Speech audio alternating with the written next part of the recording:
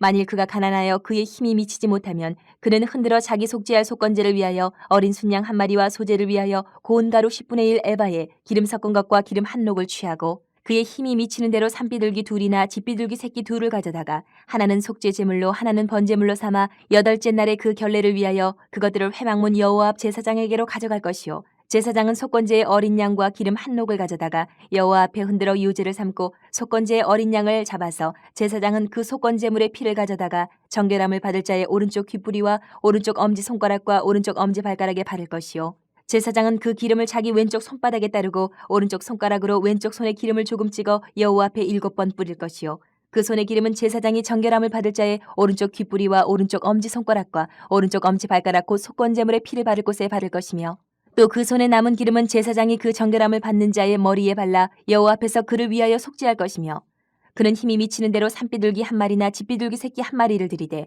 곧 그의 힘이 미치는 대로 한 마리는 속죄제로 한 마리는 소제와 함께 번제로 드릴 것이요 제사장은 정결함을 받을 자를 위하여 여호와 앞에 속죄할지니 나병 환자로서 그 정결 예식에 그의 힘이 미치지 못한 자의 규례가 그러하니라. 14장 레위기 14장의 두 번째 단락인 이 본문 말씀은 나병이 이제 치료된 완치된 백성 중에 가난한 자들을 위한 복귀 절차를 설명을 하고 있습니다. 가난한 사람도 첫 번째 정결 예식은 똑같아요.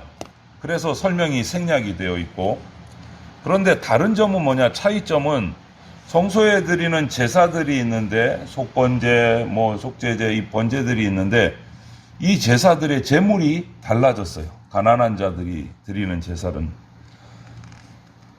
다른 제사들과 마찬가지로 다른 우리가 앞에 레위기에서도 드렸던 5대 제사와 마찬가지로 가난한 자들에게는 순양이나 암염소나 이런 것들이 비둘기로 바뀌었어요. 가난한 자들에게. 여기서 하나님의 자비와 은혜를 다시 한 번 더 우리가 보게 돼요. 결국은 뭐냐면 인간 스스로의 어떤 능력과 힘으로는 죄 문제를 해결하고 스스로 구원받을 수 없다라는, 하나님 앞에 나와야 되는, 부하든 가난하든 하나님 앞에 나와서 엎드려야 되는. 그리고 그렇게 나왔을 때 하나님의 이 속죄, 구속의 은혜는 값없이 베풀어진다. 죄의 문제를 해결하기 위해서 예수님이 값비싼 대가를, 우리가 치러야 할 대가를 예수님이 대신 치러 주셨기 때문에 우리는 그 은혜를 누리게 된다. 오늘 본문을 통해서 우리가 볼 것은 뭐냐면 이 속죄, 구속의 은혜가 우리에게 어떻게 열려져 있는지를 발견을 해야 됩니다. 첫 번째는 21절부터 29절에서 우리가 묵상을 하면 이 속죄의 은혜는 차별이 없다는 거예요. 구원의 은혜는 차별이 없다. 차별이 없다. 나병 환자들 중에 가난한 사람들이 많았습니다. 그래서 그들은 나병이 걸려서 오랜 시간 동안 집 밖으로 나가서 마을 사람과 가족들과 떨어져서 집 밖에서 생활을 했습니다. 홀로.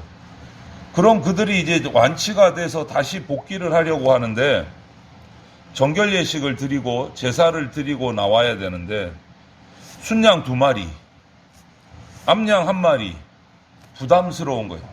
그럴 능력이 안 되는 가난한 자들이 있다. 하나님은 그들의 경제적인 형편을 배려를 해 주셔서 오늘 기록을 보면 가난한 자들은 산비둘기 2마리, 집비둘기 새끼 2마리를 속죄제 번제로 준비하라고 하셨어요.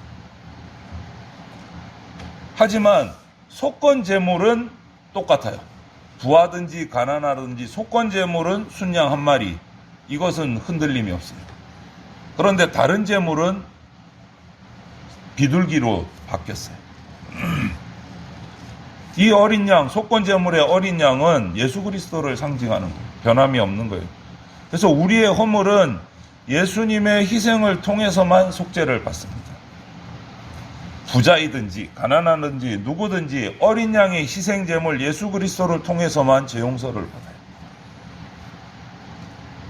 그리고 이 속건 제물은 하나님이나 이웃에게 재산상의 피해를 범죄했을 경우에 드리는 제사란 말이에요. 나병에 걸렸을 때 걸렸는지도 모르고 제사드리러 나와서 성전의 성소나 성물을 오염시켰을 가능성이 있기 때문에 속건제를 드리게 하신 거예요. 우리가 하나님 앞에, 거룩한 하나님 앞에 나갈 수 있는 것은 이것처럼 오직 어린 양 대신 예수 그리스도의 보혈을 통해서만 나갈 수 있어요. 이 속건제를 드리고 그 피를 똑같아요. 어저께처럼 귓불이 오른쪽 엄지손가락, 오른쪽 발가락에 발랐어요. 신체 전부를 대표하는 거거든요. 환자의 몸이 어린 양의 피로 완전히 성결하게 구별되었다라는 의미예요. 우리의 모든 불의에서 깨끗하게 하는 것은 예수 그리스도의 보혈밖에 없다. 이것은 우리가 결코 잊어서는 안 되는 겁니다. 예수 그리스도의 십자가 보혈의 능력을 덧입고 날마다 거룩하신 하나님 앞에 나갈 수 있는, 내 스스로 우리 인간의 힘으로 나갈 수 없다라는 것을 우리가 기억을 해야 됩니다. 두 번째, 이 속죄에는, 처음에는 속죄에는 차별이 없다. 부자이든지 가난하든지 하나님께서 다 배려를 해주셔서 나올 수 있게 해주셔서 은혜 받게 해주셨고, 30절 이후로 보면 속죄에는 피가 반드시 필요하다. 속죄의 피가, 어린 양의 피가 필요하다. 경제력이 있는 완치자는 속죄 제물로 흠없는 순양 한 마리를, 번제물로는 흠없는 암양 한 마리를 이렇게 제물로 드렸어요. 하지만 경제적으로 힘든 가난한 자에게는 속죄 제물, 번제물을 산비둘기 2마리, 집비둘기 새끼 2마리로 바꿔서 드리도록 하셨어요. 이 말은 뭐냐? 정결 예식은 빈손으로 이루어지지 않는다. 빈손은 안 된다. 가정 형편이 어려우면 어려운 대로 산비둘기나 집비둘기 새끼를 드렸어요. 물론 형편이 괜찮은 사람이 인색한 생각에서 순양이나 암양을 드릴 수 있음에도 불구하고 산비둘기, 집비둘기 드리는 것은 안 되는 거죠. 그거는. 하나님은 예물을 드리는 자의 마음을 보시고 중심을 보시기 때문에 자원하는 마음으로 자신의 형편에 맞게 최선의 예물로 하나님께 드려야 된다. 외모로는 차별하지 않으세요. 우리 마음 중심을 보세요. 그래서 결론은 경제적인 형편이 어려워서 산비둘기나 집비둘기를 드린 사람과 경제력이 있어서 양으로 드린 사람과 똑같은 속죄의 은혜를 베풀어 주세요. 똑같은. 형편에 맞게 나의 최선을 다해서 섬길 때 하나님은 동일한 은혜를 부어주신다. 이렇게 산비둘기를, 집비둘기를 드린 속죄제나 번제를 드린 것과 양으로 제사를 드린 것과 동일한 은혜, 동일한 효력을 갖게 되는 이유는 뭐냐? 그 속죄 제물에, 희생 제물의 피가 속죄의 은혜를 누리게 하기 때문에. 산비둘기, 집비둘기 새끼가 흘린 피도 예수 그리스도의 속죄의 피를 상징한다고 말씀하시는 거예요. 그것을 받아주시는 거예요. 동일한 속죄의 은혜를 누리게 되는 거예요. 결론은 속죄의 피가 있어야 속죄의 은혜를 누릴 수 있다. 빈손으로는 되지 않는다. 예수 그리스도의 보혈은 우리 모든 죄를 덮고도 남습니다. 그리스도의 구속의 은혜는 보혈의 능력을 의지하는 자에게 동일하게 누리게 됩니다. 허락이 됩니다.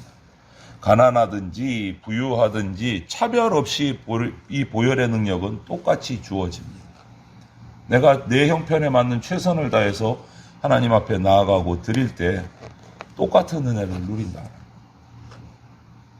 이렇듯 오늘 본문의 이 말씀을 보면 하나님께서는 완치된 나병 환자 중에서도 경제적으로 어려운 사람들도 다 배려를 해 주시는 모습을 봐요. 그럼에도 불구하고 속죄의 은혜는 차별이 없다. 구원은 돈으로 사는 것이 아니다라는 거죠. 재력으로 사는 것이 아니다.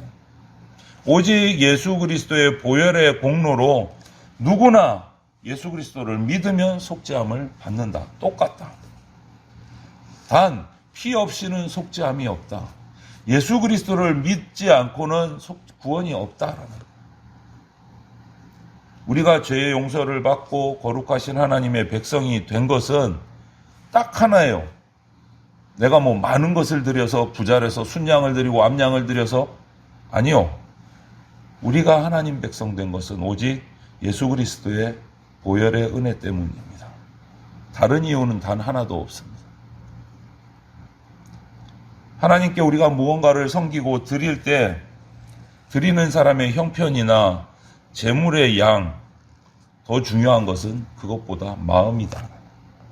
마음이다.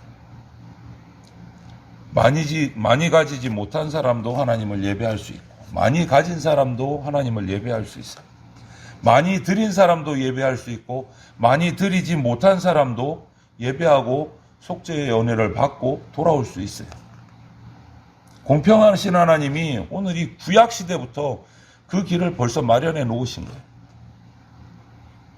그럼에도 불구하고 신약 시대까지 우리가 흘러와서 오늘 우리의 삶 속에서 세상의 기준이 내가 예배드리는 것에 자꾸 장벽이 된다면 내가 드릴 것이 부족해서 내가 많이 드리고 싶은데 많이 드리지 못해서 나는 가난해서 나는 뭐 무식해서 별의별 생각이 많이 든다면 그것이 장벽이 된다면 그것은요 하나님의 문제가 아니에요.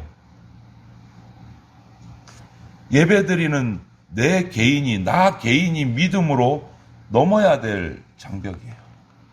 하나님은 그런데 차별 두지 않으셨어요. 내가 그것을 이겨내야 되는 부분이에요. 말씀대로 마음을 다해서 드리고 부끄러워하지도 말고 두려워하지도 마십시오. 없어서 하나님께 드리지 못하는, 많이 드리지 못하는 거 죄 아닙니다. 마음을 다해서 내 힘 닿는 대로 드리는 것을 하나님은 기뻐하세요. 최선을 다하고 다른 사람들을 비교하면 안 돼요. 스스로를 정죄해서는 안 된다는 거예요. 내가 하나님 앞에서 부끄러움 없이 내가 드릴 수 있는 최대한의 섬김을 드렸다면 그것으로 만족하고 감사할 수 있어야 됩니다. 완벽한 제사보다, 엄청나게 큰 제사보다 내 마음 중심이 온전히 드려진 제사가 더 귀합니다. 더 귀합니다. 주님은 우리 마음을 다해서 드리는 순종의 예배를 기뻐하세요. 어쩔 수 없이 남의 눈치 보이니까 주일은 나가줘야지, 이런 예배를 받지 않으신다는 거예요. 예배는 목숨과 같으니까 내가 하나님과의 관계에서 끊을 수 없는 거니까 내가 무슨 일이 있어도 예배의 자리는 반드시 지켜야 되겠다. 그 마음으로 나와서 엎드리고 최선을 다해서 섬길 때 그것을 하나님이 받아주신다. 우리 재건교회 선배들, 많은 신앙의 선배들을 볼 때 그들에게 예배는 목숨이었어요. 주님 앞에 나와서 예배하는 것은 목숨이었어요. 잘 아시잖아요? 우리 최덕지 목사님 잡혀서 핍박당하면서 예배 시간만 되면 그 감옥 안에서도 제자리에 서서 찬양하고 기도하고 예배드리고, 일본군들의 핍박을 받고 고문을 받으면서도 시간이 되면 일어나서 예배하고 주일은 반드시 지키고, 그것이 미워서 평양으로 옮길 때도 주일날 옮기니까 그 기차 가운데서도 일어서서 주님을 예배하고 묶여있는 상태에서 예배는 목숨과 같은 거예요. 이런 마음이 담긴 순종의 예배를 하나님이 받으시는 거예요. 최선을 다하는 예배. 내 가진 재물의 최선을, 내 가진 시간의 최선을, 내가 가진 은사의 최선을 드리는 예배가 하나님이 받으시는 예배예요. 그런 예배 가운데, 그런 제사 가운데 그것이 작든지 많은 것이든지 하나님께서 똑같은 속죄의 은혜를 베풀어 주신다. 이것을 우리가 기억을 해야 됩니다. 하나님은 오늘 이 14장 두 번째 단락에서 가난한 사람들의 제사를 배려해 주시는 이 규례를 말씀하시면서 하나님 나라의 공평함을 말씀하십니다. 공평함. 이 은혜를 아는 사람은 내 형편을 따라서 드렸다 안 드렸다 하지 않습니다. 말씀을 따라 믿고 하나님께 나가요. 마음을 다해서 섬깁니다. 내가 드릴 수 있는 최선을, 무엇을 드리든지 마음을 다해서 하나님께 드리시기를 바라요. 무엇을 드리든지. 그럴 때 드릴 것을 주시고 쓸 것을 하나님께서 채워주십니다. 네. 하나님은 우리를 위해서 속건제물로 어린 양 예수 그리스도를 이 땅에 보내주셨어요. 우리 그 무엇으로도 우리 죄를 용서할 수 없기 때문에 예수 그리스도를 보내주셔서 우리를 대신해서 우리가 감당할 수 없는 어린 양의 피로 예수 그리스도의 보혈로 우리 죄를 씻어주셨어요. 그래서 우리는 누구든지 예수 그리스도 안에만 들어가면 그 죄의 묶임에서 자유함을 얻게 돼요. 우리가 그런 은혜를 받은 사람들이에요. 저와 여러분들이. 그럼 우리는 반응해야 돼요. 그 은혜에 대해서 반응해야 돼요. 감사해야 되고, 헌신해야 되고, 섬겨야 되고, 예배해야 되고, 내가 할 수 있는 형편의 최선을 하나님께 드리는 것이 우리가 예수 그리스도로 말미암아 죄사함을 받은 자의 자세다라는. 하나님은 어떤 상황에 있든지 부하든 가난하든 평안하든 어렵든 어떤 상황에 놓였든지 당신의 백성이 당신을 정말 사랑하고 진심으로 사랑하는 마음을 표현할 때 너무너무 기뻐하시고 그 예배를 받아주신다는 것을 기억하십시오. 하나님이 여러분들을 사랑하세요. 하나님이 사랑하시는 여러분들이 오늘도 내 최선을 다해서 하나님을 기쁘시게 섬기고 예배하는 그러한 삶을 살아가시기를 주님의 이름으로 축원을 드립니다.